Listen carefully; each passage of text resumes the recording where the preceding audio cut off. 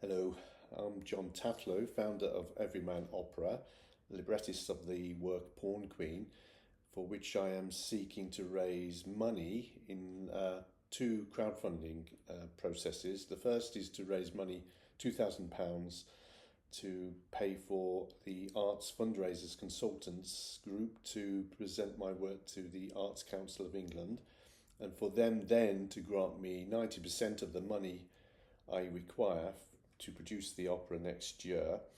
The total amount is 26,000, a couple of pounds more than that.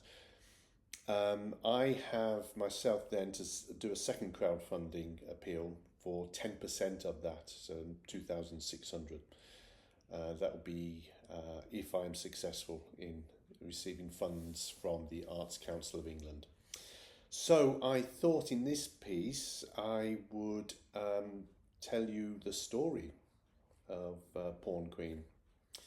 Incidentally, I'm 2/3 still to go in my appeal. So I've raised £734 through the generous donations from people who've listened to my previous videos, and I would like to try and get that, if I can, before the end of this month, October.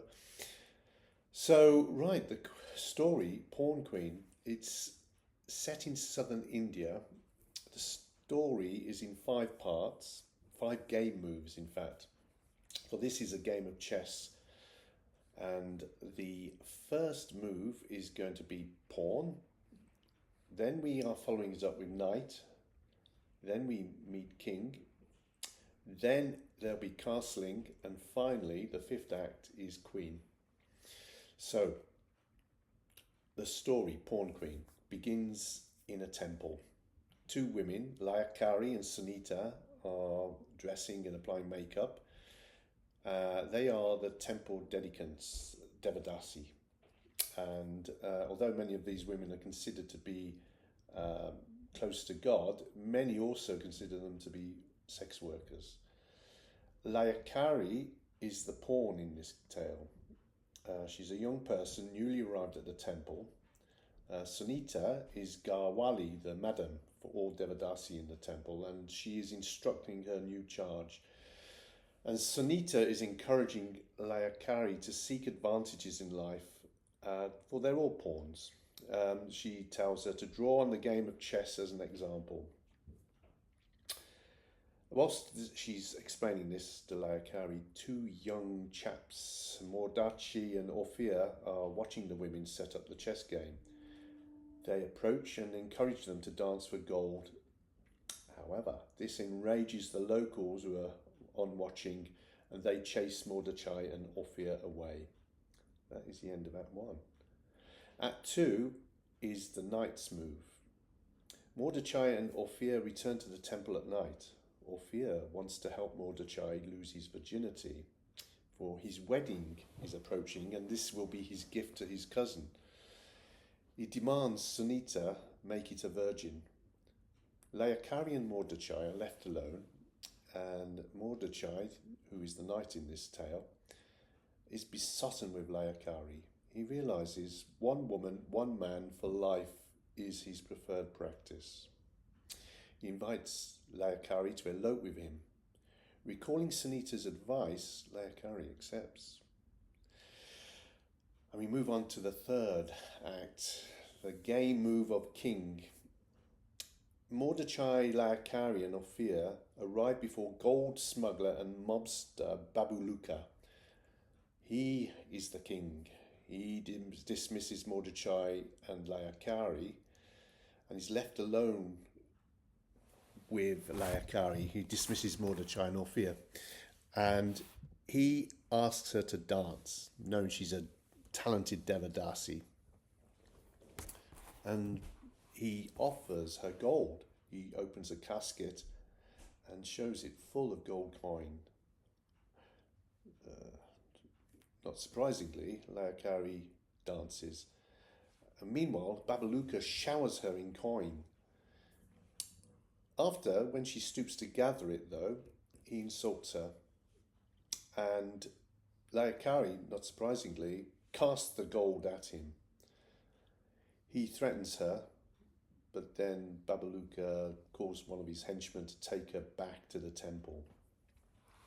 This is the end of the King's Tale. We move on to the fourth one, the castling now. Back at the temple, Mordechai and Layakari and Ophir discuss what occurred. Layakari is regretful that she spurned the gold. Mordechai tosses a gold coin into her lap and explains how Babaluka, his uncle, does this with all entertainers. He brings them in, has them perform for him, showers them in gold, and then casts them out, keeping every penny. This makes Sunitha come up with an idea, and she decides to create what is to be known as the Lakshmi dress. It has hidden folds in it, and it will capture the coins that fall on the dress. So the trio then have a plan to fleece Babaluka, and they set about it. We move now on to the final act, which is the Queen. So wearing masks and the Lakshmi dresses, the two women arrive at the wedding, and unsurprisingly, Babaluka has them perform for him in his room.